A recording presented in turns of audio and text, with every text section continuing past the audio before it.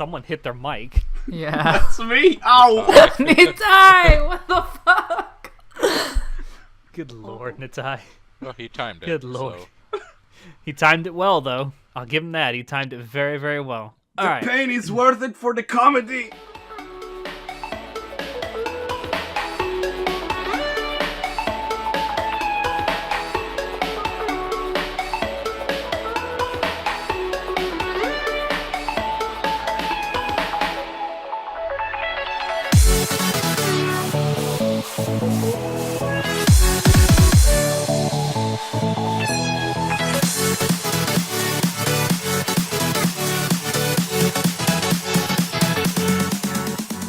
Hello, everyone, and welcome to Anime Club After Dark, the podcast that delves into all things anime, manga, and otaku culture related. I'm your host, Alex, but you can call me Senpai, and joining me tonight, I have our Wizard of Wait What, Shinoda. The best sounds to exist encapsulated in Tuturu. Oh, man. Mayuri is the best. Our chivalry of Shota's Shotaro. My whole body is irritated. Because you just woke up a couple hours ago. And our poser extraordinaire, Nitai. Top of the morning to you. I don't even know what that was, but I'm just going to roll with it. Okay, so moving on. So tonight we have an interesting topic to go over. So about a month ago, we did a animator and director appreciation episode where we all kind of went over some of our favorite animators and directors in the anime industry. So tonight we figured we'd kind of go one step further and talk about another group of people who aren't always given some of the credit they deserve in the anime industry, and that is composers. So this is going to be a composer and kind of a broader OST or score appreciation. But before we get into that, I have one very small piece of news I actually wanted to go over. And this actually came out today. This actually was revealed. So, but of course, by the time this goes up, it'll probably be a week old. But anyway, so Crunchyroll added a bunch of older anime to its library today. Crunchyroll doing God's work. I know, right? So, I mean, if you've been hurting for some older anime to watch, go check out Crunchyroll's library. It's definitely been updated with some good stuff. This isn't an exhaustive list, but some of the stuff that has been added is Ikitosen, which God help you if you watch that. The Betrayal Knows My Name, the third and fourth seasons of D. Gray Man, the entire Shakugan no Shana franchise, Tokyo Ravens, Maihime, Moeyo Kin, Lupin the Third, The Woman Called Fujiko Mine, and most important to me, and I think to a lot of people out there, they have added all of Trigun and Outlaw Star. Whoop whoop.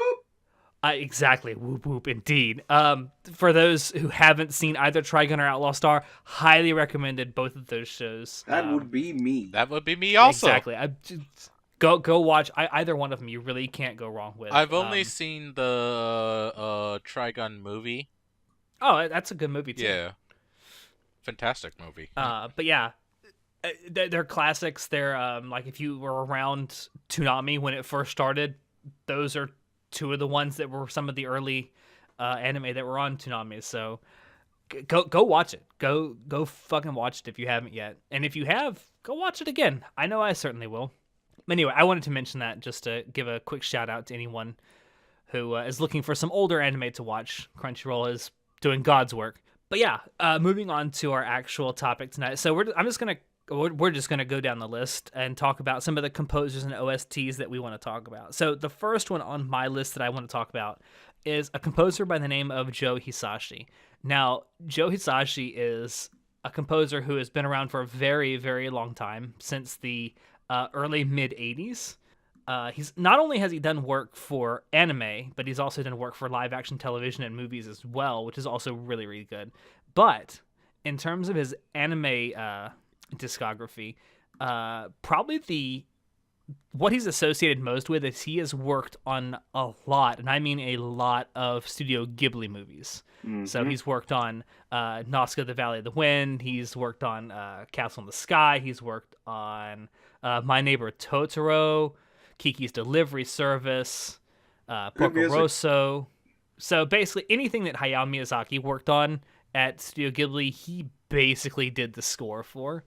And one of the things he's really known for is he's not afraid to kind of be experimental in the way he scores anime, and you can really see that especially with his very first anime that he scored, which was Nazca: The Valley of the Wind, also the first anime I ever watched. There's a lot of like heavy synthesizer stuff that's in there that at the time really wasn't in a lot of anime soundtracks, especially anime movie soundtracks. But then you go to something like My Neighbor Totoro, and it's got that really fanciful, Whimsical, even. whimsical like motif to it. Whereas Nazca's like this really heavy synthesizer based, almost sci-fi type of score. But yeah, he's been around for a long time. He doesn't kind of get a lot of the respect I think he deserves, especially for how well he scored a lot of those Studio Ghibli movies. If you're looking for something that he actually did very recently, he actually did something as early as this year. Really? He did the score for a video game called Ni no Kuni 2: Revenant Kingdom. Oh, that's a very Ghibli inspired. It is, and you can kind of see that also in the soundtrack for that game. Nice. Yeah. Has anyone actually watched anything that Joe Hisashi has scored? Yeah, I've watched several Ghibli movies, and I think especially Totoro, like we touched on it, but that whimsical kind of feel his music has, it's very... His music it's very reminiscent of like just a fantasy archetype. Yeah, it's very like comforting in a sense. I remember after watching a few Ghibli movies, going on YouTube and searching for Ghibli Music Cafe, and all of these like renditions of his music are just wonderful. Speaking of that, if you want to go chill to some really nice jazz, go search that on YouTube. It's fantastic. Oh, the Ghibli Cafe? Yeah. It's absolutely amazing. It's wonderful. Go do that. Yeah. I love his music. It's great. Yeah. I mean, Joe Hisashi, and he releases a lot of his stuff, even the soundtracks. It's released physically on CDs. So there are a lot of his soundtracks. I've actually found physical copies of his soundtracks at a couple of anime conventions that I've been to. So if you ever get a chance, pick it up, and just even if you haven't seen the anime, listen to it. It's a lot of his music is very relaxing. Nice. All right, so moving on.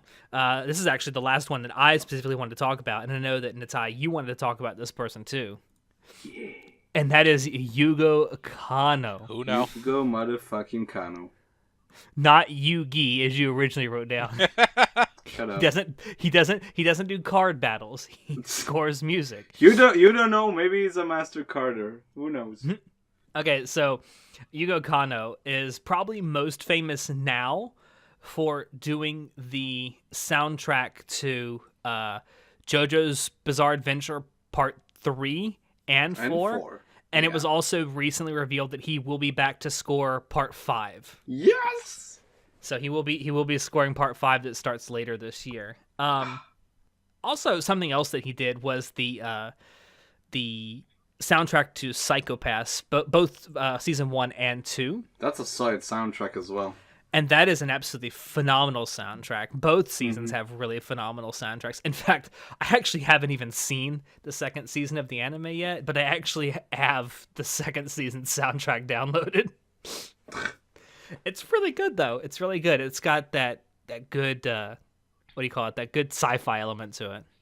I don't know much about the second season of Psycho Pass, so I don't know how it transitions from the first to second, but when it comes to Part 3 and 4, I think one of the things I love the most about Part 4 is seeing how he matured from the third part in terms of like what he does with his experimental things. Because, man, he developed so many motifs in Part 4 in such a brilliant way. I mean, he takes like Jotaro's main battle theme from Part 3 and incorporates it into the main theme of Part 4, which makes sense because Jotaro is like a side character. And, oh boy, don't get me even started on Kira's theme. Oh boy. I mean, character themes is something we'll probably get into as this show progresses this episode, but man, Kira's theme in JoJo's Part 4 is one of the best villains theme in anime ever. That's actually like a staple of his his the soundtracks that he does is he creates really distinctive character themes. Yeah. I mean, you could see it in Psycho-Pass. Like every single character in that show kind of has their own musical cues that are used when they're on screen, and the same thing can definitely be said about JoJo's Bizarre Adventure. Fuck yeah. And which was amazing because if you think about it, JoJo's Bizarre Adventure has a lot of different characters, especially Part 3. And he created pretty unique character themes for every single one of them. Not just the heroes, but the villains too. But like you say, and he's also not afraid to switch it up because a lot of the character themes he used in JoJo's Part 3 were very like bass heavy, and he didn't really use a lot of non-electrical instruments. But then you get to Part 4, and a lot of the character themes are made using traditional instruments, especially Kira's theme, which is primarily done on the piano. Oh, it's so wonderful. And then like all the variants of it, like there's so many versions of his theme. It's wonderful. Man, I love it. Also, he has done some stuff for live action. Oh, really? He did the soundtrack to the live action adaptation of March Comes In Like a Lion. Nice. Which, by the way, it's not that great of an adaptation, but it is a good standalone movie. I highly recommend it. Season 3 when? Exactly. And not to piggyback off something from our last episode, which was the WTF, he also did the soundtrack for Batman Ninja. Really? Yeah. Holy shit! Now it makes a lot more sense. That was also a good soundtrack. Yeah. That was a really good soundtrack, too. That was a really good movie. Go watch Batman Ninja. Please. Don't fuck Batman. Definitely fuck Batman. Also, before we move on, I want to also mention that he did the soundtrack to a show that I think is personally very underrated, and that is an anime called Birdie the Mighty Decode. Hold on, really? Never heard of it. Yes. Natai, you should actually check it out. It was a very interesting show. It's older. I don't know if it's aged well, but it is definitely. It's from 2008. Yeah. And the thing is, it is a remake of a series of OVAs from the 90s. I'll give it a shot. But yeah, I think it's definitely, it's got a really good soundtrack. You can kind of see some of the stuff that he used in JoJo's Bizarre Adventure Part 3. You can see some of that, like the very preliminary versions of it in Birdie the Mighty Decode, especially one of the themes for one of the main characters. I'll just say this. I'm super excited to see what this guy does with Part 5's music, because he's just been getting better and better at what he does. So that'll be fun. Yeah, and a couple of other things that he's done before I move on. He's also done a couple of Gundam shows he's worked on. He also worked on Ajin and the movie Blame from last year. So he has a pretty wide-ranging discography. So anyway, Natai, I know you have a lot of people you want to discuss, so go ahead. Yeah, I'll go through them. I'll try and do it pretty quickly. But we'll try. I'll kind of shuffle them around. Okay, I'll touch upon some of them. So first up, we've got Taisei Iwasaki. You don't know the guy? That's fine. He did the music for both seasons of Kekai Sensen. You know why they're so good? Because of the music. Okay, so Kekai Sensen, very shortly, it takes place in New York, okay? So what does this guy do? This little Westerbo of ours. He fucking... he fucking sets the stage, boy! And yeah, he just uses jazz, and the thing I want to touch on with this guy, with Taisei Iwasaki, what he does with both soundtracks of both seasons, he brought a lot of artists from different parts of the world to, like... at least singers, to bring in different vibes for songs. For example, there's a lot of songs in English. In the second season, there's one song in French. Heck, in the first season, he brought in an Israeli singer to sing a song in Hebrew, which was pretty dope. It's a pretty cool song. You should go look that up. It's called It's Magic. And yeah, it's just, I mean, if John were here, he would just like me gush over a specific song from the first season called On My Own, which is very like chill, very jazzy, very... it's very melancholic. But yeah, this guy just fucking nails jazz in a way I haven't seen since. Oh well, we'll touch on that other composer later. Anyway, moving on to the other composer I wanted to mention. Yes, Satoru Kosaki. So we all like Monogatari, right? Never seen it. Yes. Well, yeah, Tsunoda hasn't seen it, but yes. But yes, yeah, I do So enjoy it. tell me, Alex, what's one of the best musical pieces in Monogatari that you and I adore? Well, I can tell you what the best character theme of all time is, and that's Kaiki's theme. So yeah, again, we talked about Kira from JoJo, who has a very good character theme. Kaiki as well. If you know the tune, then you just know why it's so good. Go look that up on YouTube as well. And that as well, in Monogatari as a whole, it's fun how they play with certain themes. So, exactly, Kaiki had this very iconic tune in Nisei Monogatari. Then when he comes back for second season, with an arc that revolves all around him, there are so many different renditions of that motif, which is just fascinating. By the way, I'd like to say something that's Go for interesting, and I don't think a lot of people pick up on about the Monogatari OP, or not the the OP, the OST. the OST is that the Faya Sisters theme, the two girls, Tsukihi and Karen, their themes are actually the exact same song, but in a different key. A lot of people Makes don't pick sense. up on that, but that's actually like it's an interesting like nuance thing that he did with the soundtrack. Heck, he took Platinum Disco, one of the most like upbeat and fun OPs in the series, and then he did a rendition of it with an orchestra, which is very dark and mellow, and it's so great. So yeah, a lot of really good character themes in that show, and in general, there's so many like fun tunes. I can there's so many times when I studied for something, and that I've put on the Neko Monogatari Shiro soundtrack because it's so chill and cheerful. It's wonderful. Also, I'd like to point out that the soundtrack that he did for the Kizu Monogatari movies Are incredible. are absolutely amazing. Even if you haven't seen anything about Monogatari, don't give a shit about Monogatari, go listen to those OSTs for all three of those movies. They're absolutely phenomenal. That ending song in Kizu Part 3, the French song that is sung, that's also, it appears multiple times throughout the movies, and it's great. Yeah. Yeah. I think that's about it Or for just this go watch guy. Monogatari. Oh, watch Monogatari. Chinoda, you should fucking do I'll that. You'll get enjoy to it eventually. I know I'll probably love it, but just haven't gotten around to it. Just take the plunge. You'll enjoy it. Listen, I need to take the plunge on so many different things also. Don't know where or how I'm even gonna start this. Hey, he finally took the plunge on Code Geass. Give him That's some, true. give him Yeah, some give me slack. some credit. That's very true. Yeah. Alright, next up. Masaru Yokoyama. Man, I'm nailing those names at 3 a.m. in the morning. This guy wrote a soundtrack for one of my favorite shows ever, Yola in April. Tears. Just a lot of... Just tears. Yeah, just tears. That soundtrack just shouts tears. So many good themes. That's another one that I've been listening to a lot when I was studying a bunch. And really good. There's one thing I enjoyed about it is there's this one song they did for that show called For You, which sort of starts with the beginning part of Clair de Lune, if you know the piece, and then it builds on that. So that's like the basis of the entire song. It's pretty cool. I like that. But yeah, that entire soundtrack as a whole, it's very feels trainy. There are some like cheerful tunes in it, but it's a very heavy kind of soundtrack.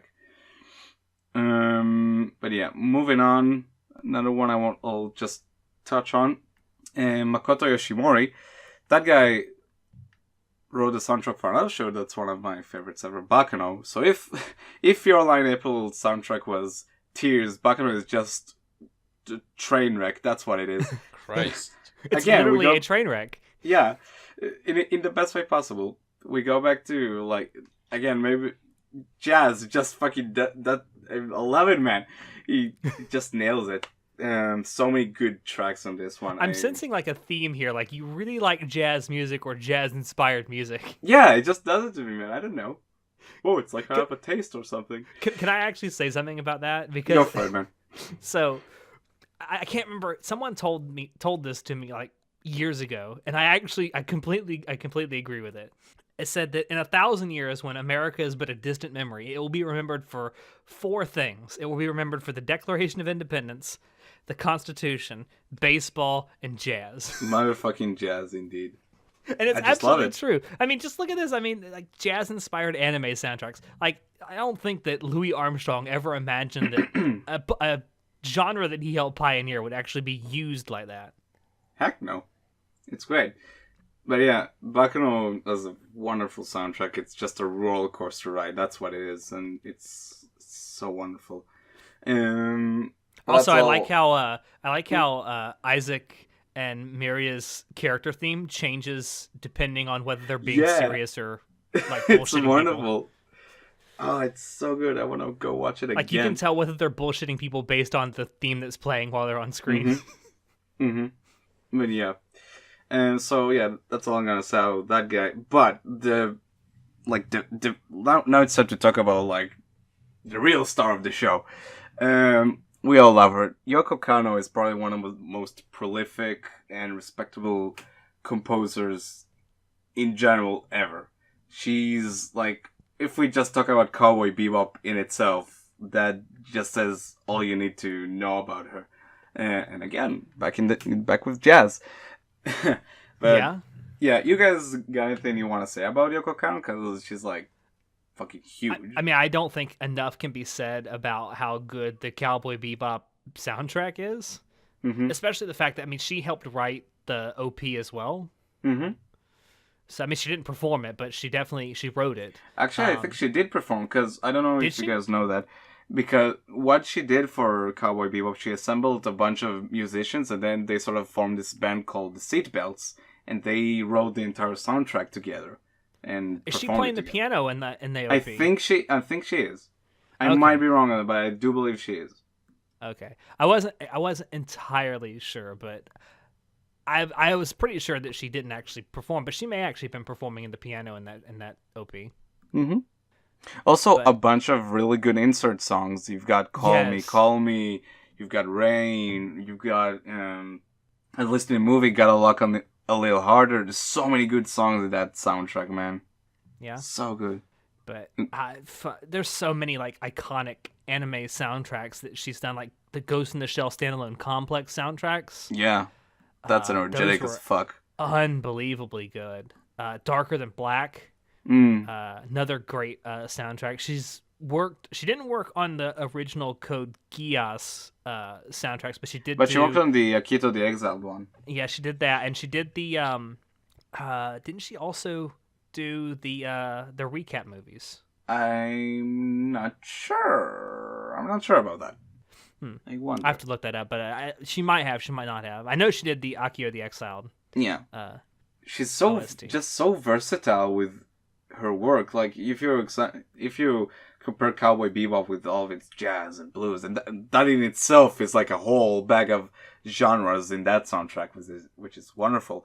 But then you go to Terror in Resonance, which, say what you will about the show, I feel like it does kind of go downhill after the only thing I can actually remember about that show is, you're kidding.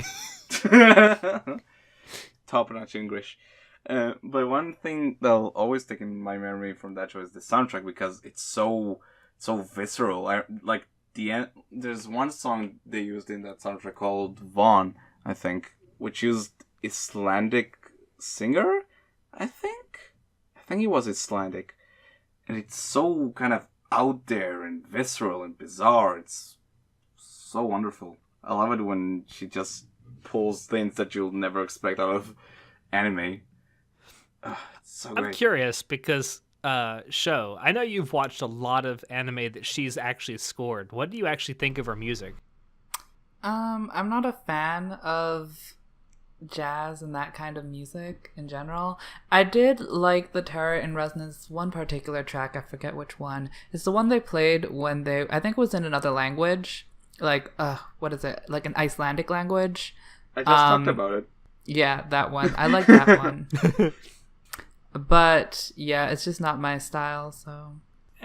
fair enough. I mean, not everyone likes jazz. I get it. I know she wrote music for Space Dandy. I'm trying to remember what exactly she wrote though.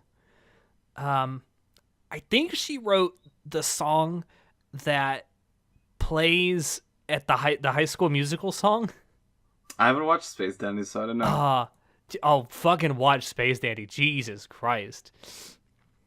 It's an experience. But yeah, it's definitely it's a hell of an experience. But yeah, I mean Yoko Kanno. What else can you say? She's fucking amazing. I'm just, I am always just absolutely floored by the just outright quality that she constantly produces. I mean, Goodnight Julia is one of the best like tracks I've heard that uses a saxophone. What else can I say? Yeah. I'd also like to point out that she actually has a voice acting role in anime. Yeah, I've read somewhere about that. Yeah, she played a very minor part in an anime, sort of like a compilation thing called Genius Party Beyond. Have you actually watched it? Yes. Many years ago. It's not that bad. It's basically a bunch of directors and artists that got together. Like, it's the director of Samurai Champloo, Neon Genesis Evangelion, and Akira. They came together to make these shorts. Speaking of Champloo, I kind of forget about that, but just I was kind of wondering if you were going to talk about that OST, because I know you love it. I haven't watched the show, but I have heard a bit of Nujab. That was his name, right? Nujabes? Nujabes. That guy. So I did hear a bit of his work, and considering he kind of pioneered the lo-fi genre, you could say. Shout out to that guy. Rest in peace, man. Wait, he died? That's a strong soundtrack. Yeah, years ago. Yeah. Dude. Oh, damn. RIP. Because, like, the work he's done is actually fantastic, and it remains top, I don't know where I was going to go with that. Top notch, yes, thank you. Top That's notch. where I was going to go. Top-notch work. I mean, Aurorian Dance is like Aurorian Dance is used so many times in video essays on YouTube. Yeah. And there's a reason for that. It's a wonderful track. It's a great piece to just put over top of someone talking. Yeah. I still need to watch Shampoo. If you really do. If you want to just relax and chill to an anime OST, just pop on Samurai Champloo. Like, you don't even have to watch the show itself. Like, just listening to it. No. Mm-hmm. Oh. It's a Nujabes. Rest in peace, man. Yeah, for sure. Why are all the good ones taken away? But that's pretty much Yoko Kanno, just prolific and so versatile. It's incredible. But yeah, last thing I do want to touch on is it's kind of something we've been seeing more lately, and that's non-Japanese composers that are brought in to compose stuff for anime. So, just a few hours ago, I watched episode 9 of Violet Evergarden, and that shattered me. So, shout out to Evan Cole for making a super heart-wrenching soundtrack. Never in my life did I ever expect a typewriter to be used as a musical instrument. But my God, did he do it? He also wrote most of the songs. At least he probably hasn't English. I'm not sure if he wrote the lyrics or not for the songs because they're in Japanese. But in terms of the music as well, at least they're freaking great. So shout out to that guy. Yeah. And yeah, I think that's probably the last guy I'm gonna touch on. Kevin Penkin from the States. He wrote the music for Made in Abyss. Now, I only watched one episode, but that should tell you enough that one episode left quite an impact on me with that music. And so shout outs to that guy. Keep on making awesome music, man. Can I just say something about that? So, go for it. I'm not the biggest Made in Abyss fan. However, I think Have you even watched it? Yes, I have, actually. Oh, okay. I think I ended up giving it like a 6 out of 10, I think. Anyway. Ooh. But I had to say that the people who praise this show do not praise it for what it deserves to be praised for the most, and it is its soundtrack. The soundtrack is wonderful. Like, 90% of the score I gave Made in Abyss was for its soundtrack alone. Like, that soundtrack alone can carry a story, like, regardless of whatever story it is. It was rather Again, fantastic. I watched only the first episode, but that moment when that song kicks in the first episode is, and if you watch the first episode, you know what I'm talking about. That moment just gives me chills. But you see what I mean? Like, no one praises Made in Abyss for its soundtrack, or at least That's they don't not really praise true. it. People that talk much. about the soundtrack all the time. That's not true. I have never heard anyone say that you should watch Made in Abyss for its soundtrack. I mean, I only remember that insert song in the first episode. That's the only part of the soundtrack that I really liked. I think the whole thing is pretty damn good. Fuck yeah. And it's another one of those things you can listen to when you're just trying to relax, because like some of the pieces are kind of like, I won't say up tempo, but they have sort of like this very sad melody to them, but a lot of them are just kind of like really relaxing. Anyway, Made in Abyss deserves to be praised for its soundtrack more than anything else. We could argue about that, but we'll do that later. Man. But anyway, one last thing. So you mentioned the non-Japanese composers. Like, it's definitely, it seems like this is happening more and more, especially in the last couple years. It's certainly not brand new though, because you have like Oasis, who did some of the music for Eden of the East. They did the OP, and they did I think one piece of music that actually ended up in the score of the anime was actually written by someone in Oasis. I can't remember who. So it's not brand new, but I'm kind of curious to what you guys think. Do you think it's a good thing that this is happening or not? Sure, why not? Bring in more people from different cultures to write music for shows. Why not? Yeah, same. Like I definitely want to see more diversity. I want them to experiment and try out new stuff. If it works out, awesome. If it doesn't, oh well, they experimented and they got to see what went right, what went wrong, and hopefully we get to see even more music incorporated.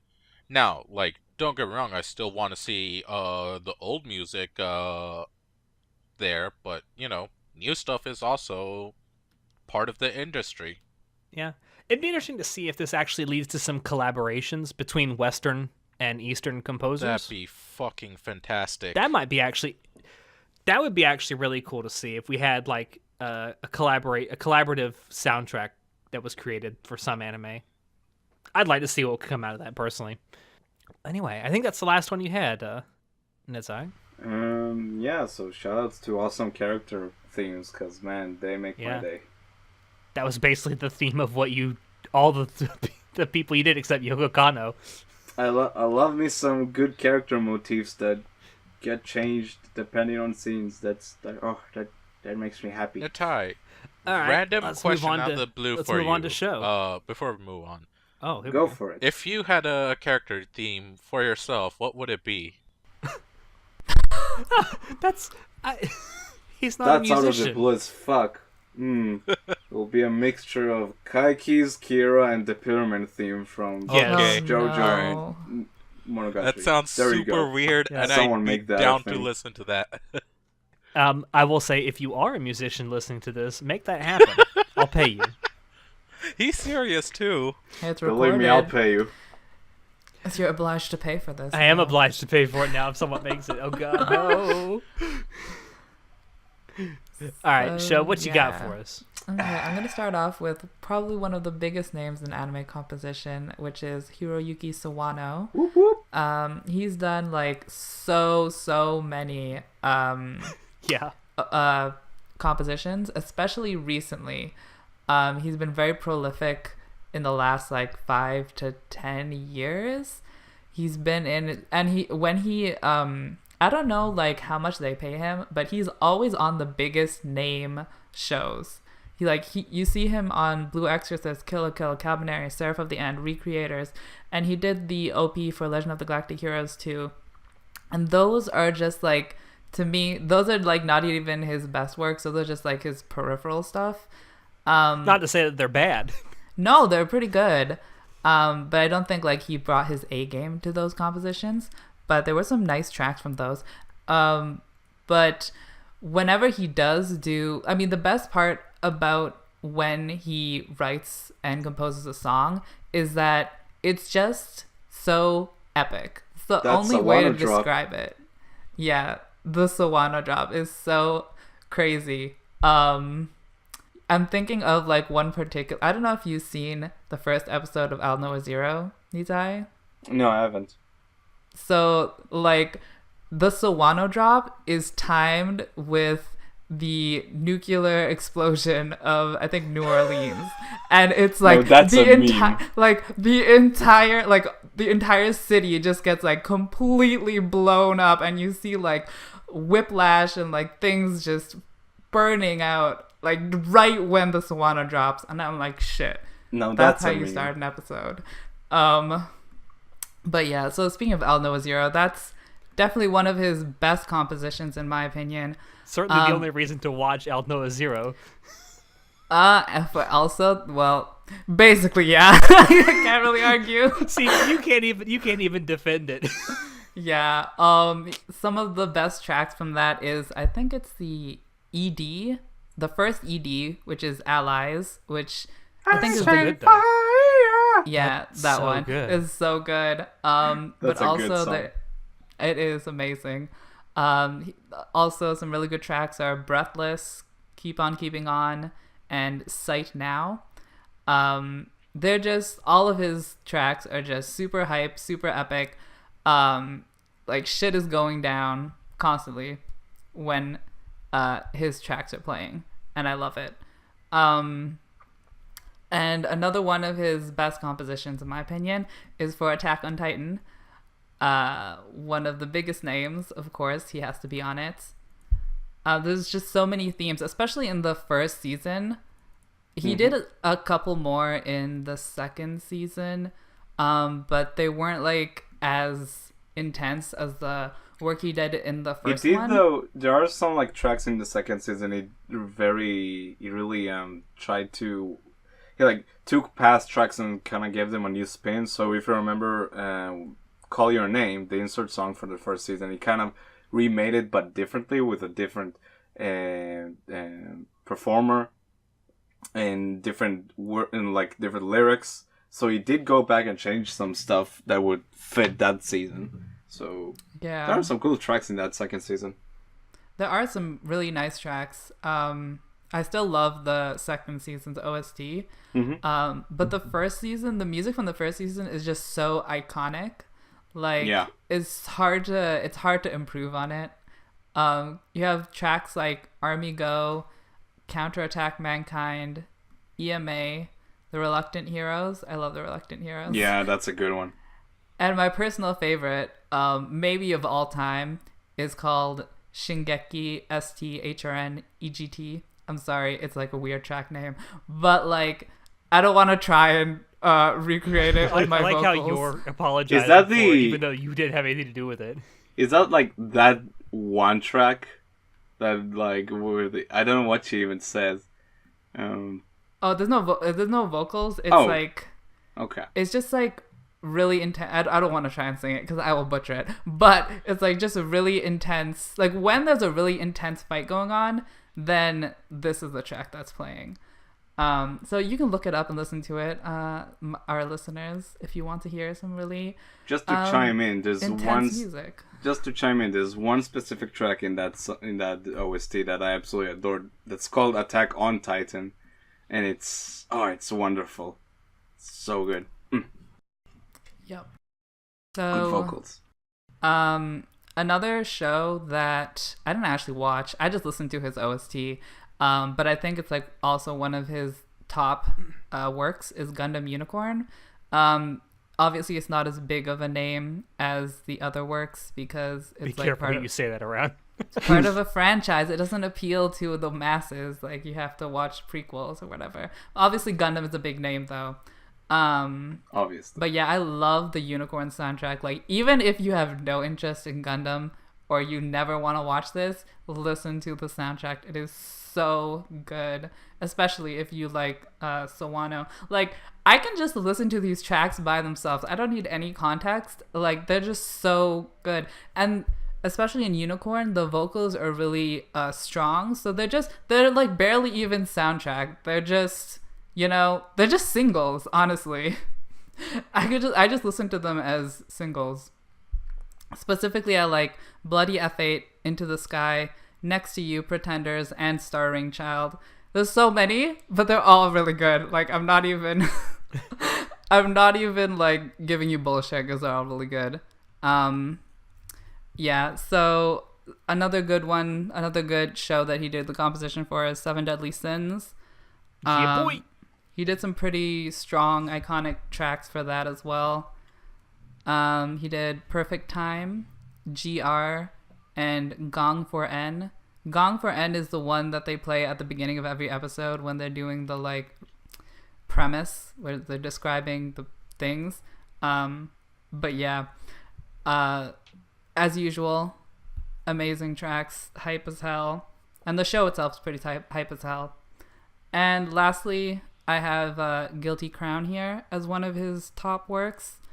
Maybe not as big as the other ones, but his tracks Bios and Hill of Sorrow, there's some really good Sawano drops in there, and I just love the composition.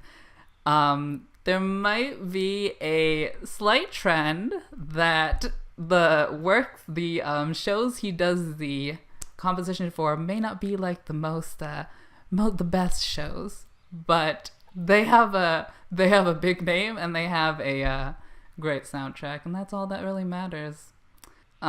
He's definitely my favorite anime composer, just because I like that kind of music. I like really fast-paced, aggressive music, so I definitely love Hiroyuki Sawano's work. But yeah, it's definitely iconic for sure. Yeah, it's kind of amazing because he's made a name for himself in a relatively short span of time. Yeah, I think one of his first works was Blue Exorcist, and I don't think that even made his name because I didn't hear any buzz about him from Blue Exorcist. I think Attack on Titan made his name, honestly, because that was a relatively Kill la Kill was also another big one. I think Attack on Titan came first though. Yeah, but they came out in the same year, didn't they? Yeah, I think Kill la Kill came very shortly after. Yeah, but at the same time, I think the combination of those two was like what made people stand up and pay attention. Yeah, and I think he has a lot of ties with Studio Wit, and Studio Wit's been pumping out some big names. That's true, because he also did the OST for Cabaneri of the Iron Fortress. Yeah. Mm-hmm. So maybe he's just getting in with the right people, or maybe the people are getting in with the right composers, or maybe they're just throwing a ton of money at him. I don't know. I feel like most people are underpaid. Studios having money, that's unheard of. No, they have it. They just don't pay it out. Damn.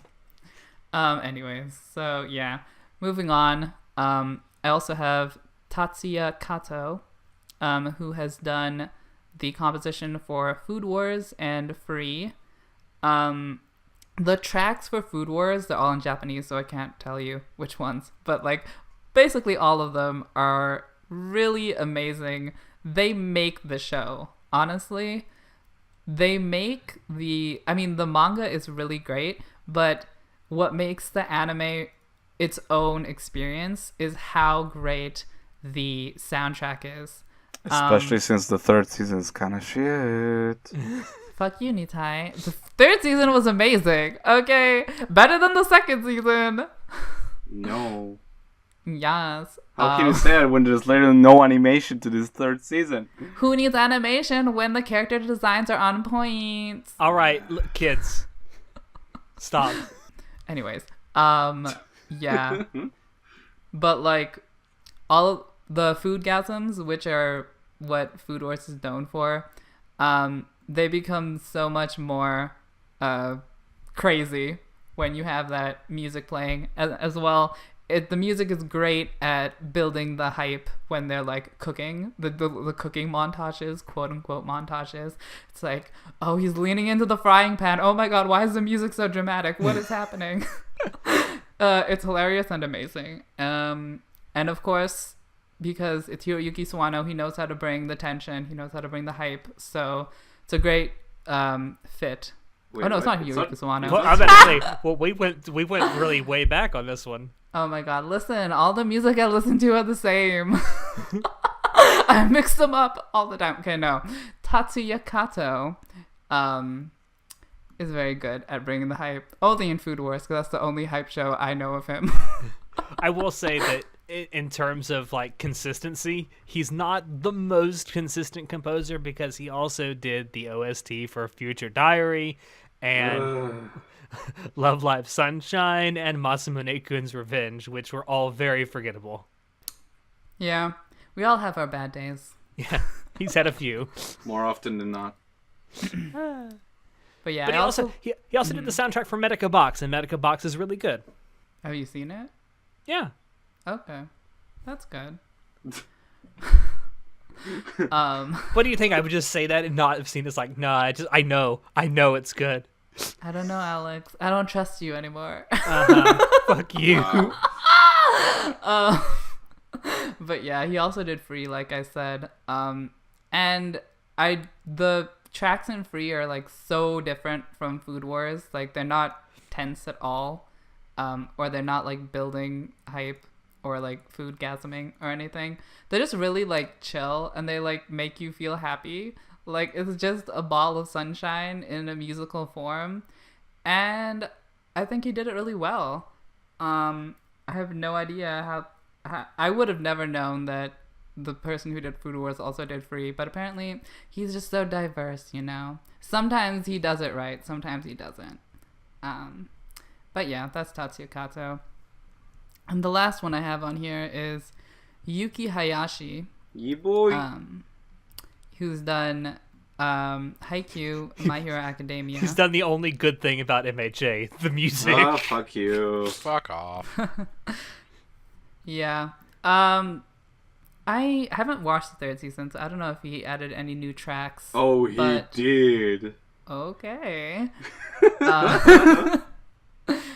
I definitely love the tracks in the first season. Were really impactful. They really stood out. He made the show really solid. I don't really like My Hero Academia that much, but that's just my personal issue. I think the composition of My Hero Academia, just like overall music, animation, pacing, script, everything is really good. And he really rounds the show out. Yeah, in this third season especially, he added a few more tracks that are just freaking awesome. And USA Run is still great, but he goes on to give it more variations, and then specifically the track for All for One is just incredible. So yeah. I would like going. to point out that he has done a collaboration with Hiroyuki Sawano. When? Ooh. He did a collaboration with Hiroyuki Sawano in 2009 for a television drama called Triangle. Who's the third side? That's a good question. I just wanted to throw that out there because you just got through talking about Hiroyuki Sawano. I think they're actually the same person. They're just different aliases. Maybe. That's what I like to think, so that my mind doesn't have to think of different people. Anyways, yeah. So My Hero Academia, great. IQ, fucking amazing. I love Haikyuu. I think there were more good tracks in My Hero Academia, but the difference between MHA and Haikyuu is that there were a lot of vocals in MHA, and there were a lot of like they were in your face, the tracks, which is not bad. Like it's its own style. I liked it. In Haikyuu, it's more he focused more on like setting the tone, and actually being more traditional as a background composition. And I think he did it really well. Like there's some hype tracks, there's some melancholic tracks, and a lot of them are really they really blend in with the scenes well. So I'm definitely happy about all the songs in Haikyuu. And yeah, so that's Yuki Hayashi. I can't respect this person though. Why? They worked on the soundtrack for Soul Eat or Not. I cannot respect anyone who worked on that abomination. Okay, it was bad, but you can't hate a person just because they worked on it. Calm down. You gotta make money somehow. Oh man. Fucking whore. Oh man. Nah, he's done some good stuff though. I mean, besides just Haikyuu and MHA. And then, as much as I poo-poo MHA, I do actually own a physical copy of the first season soundtrack. I know, I'm such a fucking hypocrite. Sad. But yeah, he also did the soundtrack to Kisniver, which, despite the kind of train wreck that turned into, I thought it had good music in it too. Good OP. A really good OP. Oh, Mm-hmm. yeah. That's the about last it. one you got. Yeah. Shinoda, Yes. we're finally to you. You have a couple of OSTs that you wanted to Before I point forget, whoa, I totally blanked on that for a minute. I wanted to say that. That guy Yuki Hayashi also worked on Death Parade, which has a fantastic OST. Surprisingly enough. Another jazzy OST. Surprisingly enough, honestly. Like, I honestly didn't expect it to actually sound that good. I thought it would sound pretty shite, honestly. Mm. Go listen to it. It's pretty good. But anyway, Shinoda, you got a couple of OSTs you wanted to mention. Yes. Now, first and foremost, and y'all might hate me for First this and foremost, a they're little both shonen. the Naruto OSTs. And I'm talking from pretty much the whole franchise, not just the very first I was going to ask whether you meant the actual original anime or the Shippuden. All of it. Naruto, Shippuden, Boruto, all of it. Like, I think the OST for all of it sounds really amazing. There's been a couple things here and there that are less than good, I'll be honest, but with a long-running series, of course, not everything can be as good as you want it to be. But overall, a lot of themes and a lot of character. Fuck, what's the word? I'm blanking out. Someone help me. Character Yes, thank you. I just said it. Leitmotifs, as they say. He's had enough. It's been a long day. Okay. Character themes are really memorable. Like, I still remember things from over 10 years ago, and I know they're gonna stick with me probably for at least half of my life just because of how memorable it is. Like, they managed Can I to just say that put the visuals in with the music so well together that you can associate certain scenes with just the music alone. Can I just say that after all this time, I still think that Sakura's theme is really boring. It really is. It's barely Much like the played character, too. just boring. Listen, we'll talk I about get what if you're saying, though, Sakura's a good or bad character later. That's another topic. That's a completely different discussion. Although the answer is yes, she's a bad character. Listen, I would argue with you on that for certain points. But yeah, Well, you'll have to argue with the creator because he thinks so too. That's funny. yeah. Anyways, Yeah, the OST actually, more times than not, is very, very good. It has a lot of very memorable character themes, especially from the beginning. I still remember Orochimaru's theme because it sounds like Box Toccata and Fugue. yeah, like, that is a theme that is fucking timeless. Like, I don't know how they managed to get something so perfectly in there, but they did. And I'm surprised they didn't choose it for an even bigger villain. But, you know, it fits with him. If you think about it, it fits with Orochimaru because the music in and of itself sounds evil, and he even just blatantly admits that he's like an evil son of a bitch. Yeah, no, he absolutely does. So it fits so well with him, and I appreciate that. It does make me wonder though. Did they make certain how do I phrase this? Sorry. We've recorded 2 episodes today. We're tired. You know, never mind. I'm trying to figure out how to phrase it. I don't think I can phrase this in I a give good up. way. Never mind. I can tell you that over the evolution of Naruto through Shippuden, I actually thought that the soundtrack got better the more that Shippuden went on, and especially toward the very, very end when you had the Ninja War. Like, all the music that came out of that, I thought was really good. Absolutely. It showed that they managed to work with everyone, and over time the musical progress of it was evident. Like, you could see Yeah. everything paying off. You could see all the practice and all the character building they did, and that includes the audio designs for them as well, and it really paid off because they had so long. Like that is one of the good things about long running series. A lot of character themes evolve Just and get recurring even motifs. better. Yeah. Yeah, the recurring motif like Natai was talking about. Yeah, it's definitely it's used very well in Naruto. It's used occasionally it's overused because you see that some characters, especially very minor characters, don't really get much in the way of a musical motif, but I guess when you're working on a show that's constantly airing, you don't really have a lot of time to come up with new stuff all the time. Which is unfortunate, but that is how it is. Most of your animation is spent on what? Or most of your budget is spent on animation and such. Unless you hire Hiroyuki Sawano. Unless you do that, then that's a different story. Or unless you're Bones and you give your composer enough time to develop those things. That too. Yeah. Naruto's got a good soundtrack. Go listen to it. Alright. Anyway, what you got next? What I have next, and this is... Which is also last. Is the last thing also. Yes, you're right. This is something I know a lot of people will agree with me on this. The Bleach OST. And I know that's something you haven't heard in a very long time. Bleach? What's that? I believe you drink it. I believe you can go fuck yourself. Nicely done. Asshole.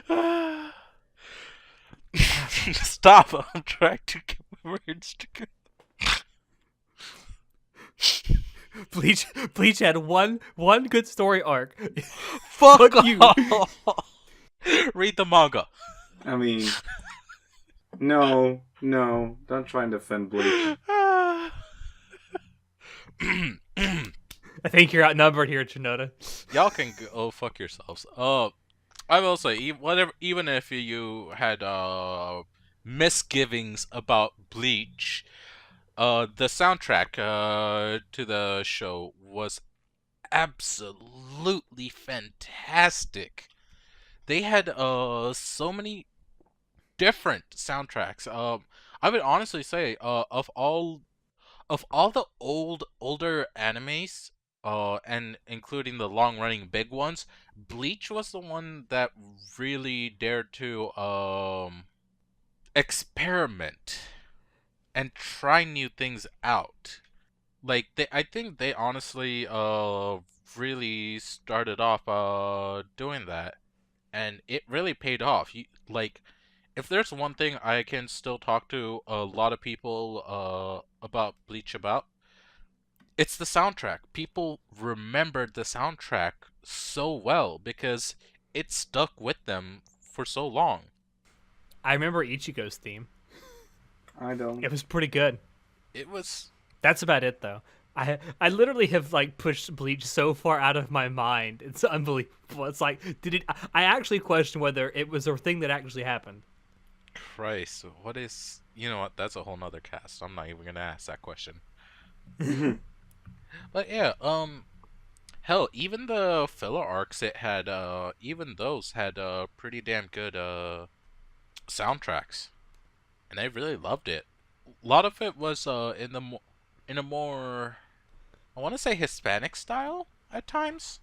There was definitely a somewhat Latin bent to part of the soundtrack, Yeah. yes. And it paid off. It made it so much more interesting. Can we stop talking about Bleach now? If y'all I'm really sorry, I just want. don't remember enough of the soundtrack. I need to find out if any of the other co-hosts enjoy Bleach, or if I'm literally the only one. I'm feeling a little bit alone right now. I think you're literally the only one that liked the anime. Damn, that makes me sad. Feels bad, man. Message us and tell us what your favorite part of Bleach was, so I can tell it to the others. Message us and tell us why Bleach only had one good story arc. Alright, shall we call it then? I don't have too much more to did say. you have one last thing you wanted to say, Natai? Music's awesome. Keep making it. Support your artists, Keep people. making it. Yes, what a great way to end this. Music is awesome. Keep making it. I don't think there's a better way I can end it. So I'm just going to say thank you to everyone out there for dropping in to listen to us. We hope you enjoyed it because we always enjoy bringing this stuff to you. If you want to check out previous episodes of the podcast, you can find us on SoundCloud, iTunes, and YouTube. If you want to keep up with what we're doing and have a little more fun, you can join our new Discord server, become a member of our Facebook group, follow our Twitch channel, and visit our website. And as always, if you have any questions, comments, criticisms, or concerns on this or any episode, feel free to shoot us an email. Links to all of these things will be down below in the description. As always, I have been your host, Alex, and I will see you next time. Say goodnight, everybody. Good morning, everyone. ASMR cast when? Bye. No, never. Never. I'll tell you exactly when it'll happen. When we get a 3rd season of Space Dandy. Don't tempt them. No, fuck no. It will happen. Come on.